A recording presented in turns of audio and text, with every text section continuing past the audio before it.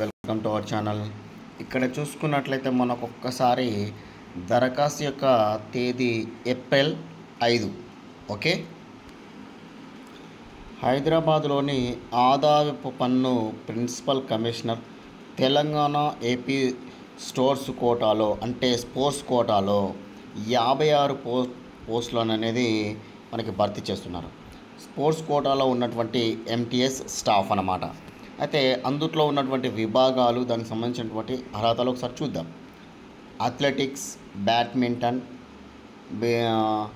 అంటే క్లియర్గా ఒకసారి నేను ఇంకొక విషయం కూడా చెప్పదలుచుకున్నది ఏంటంటే 10th క్లాస్ లెవెల్ నుంచి మీరు ఏదైనా ఆటల పోటీలో కానీ, స్టేట్ లెవెల్లో కానీ, లేదా జిల్లా లెవెల్లో కానీ, మండల్ లెవెల్లో కానీ, స్కూల్ లెవెల్లో కానీ పోటీ చేసి ఉంటే వారందరూ కూడా అర్హులే. క్లియర్గా ఇంకొక వీడియో ఉంది, అందులో కూడా క్లియర్గా అనేది చూడండి. ఇక్కడ చూసుకున్నట్లయితే basketball, body building, bridge, carroms, chess, cricket, football, hockey, kabaddi, swimming, table tennis, volleyball. అయితే స్టెనోగ్రాఫర్ సెకండ్ గ్రేడ్ 2కి సంబంధించిన పోస్టుల సంఖ్య 2, ట్యాక్సీ అసిస్టెంట్కి సంబంధించిన పోస్టుల సంఖ్య 28, మల్టీ టాస్కింగ్ స్టాఫ్ సంఖ్య 26. ఇలా మొత్తం 56 రకాల అంటే 56 రకాలైనటువంటి పోస్టులకు మనకి నోటిఫికేషన్ ఇవ్వడం జరిగింది. అయితే అర్హత కూడా చూసుకున్నట్లయితే అంటే మీరు ఏ విభాగంలో స్పోర్ట్స్ అంటే ఇక్కడ క్లియర్గా ఒక్కటి గుర్తుంచుకోవాల్సింది అంటే స్పోర్ట్స్ కోటాలో జాబ్స్ రావడం అనేది జరుగుతుంది. స్పోర్ట్స్ కోటా యొక్క సర్టిఫికేట్ లేకపోతే ఈ జాబ్స్కి అనేది అర్హులు కాదు.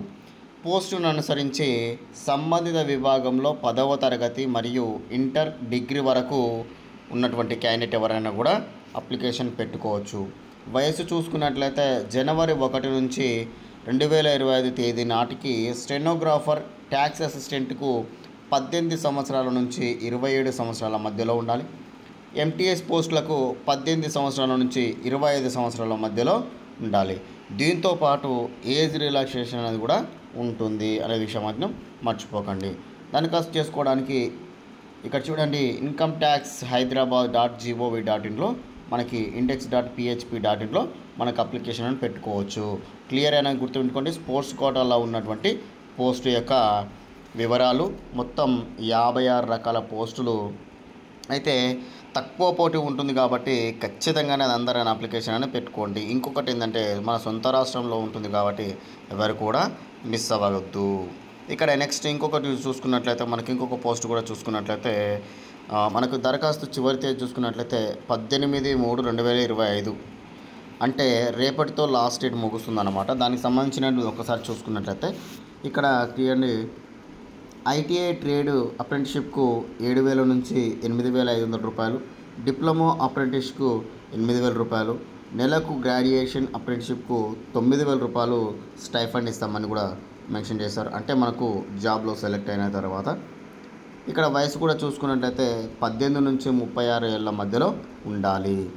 10వ తరగతి సంబంధిత విభాగంలో డిప్లొమా, అదేవిధంగా డిగ్రీ, ఐటీఐ చేసిన క్యాండిడేట్ ఎవరైనా కూడా అప్లికేషన్ పెట్టుకోవచ్చు. ఇక్కడ చూడండి, గ్రాడ్యుయేట్ అప్రెంటిస్షిప్కు 227 పోస్టులు, డిప్లొమా అప్రెంటిస్షిప్కు 597 పోస్టులు, ఐటీఐ ట్రేడ్ అప్రెంటిస్షిప్కు 941 పోస్టులు ఉండడం అనేది జరిగింది. అందులో విభాగాల్లో చూసుకున్నట్లయితే electrical, mechanical, computers, mining, finance, accounting, civil, electrician, fitter, welder, Turner, machinist అంటే ఇన్ని రకాలైనటువంటి విభాగాలలో మనకి ఈ కింద ఉన్నటువంటి పోస్టుల సంఖ్య ఇవ్వడం అనేది జరిగింది.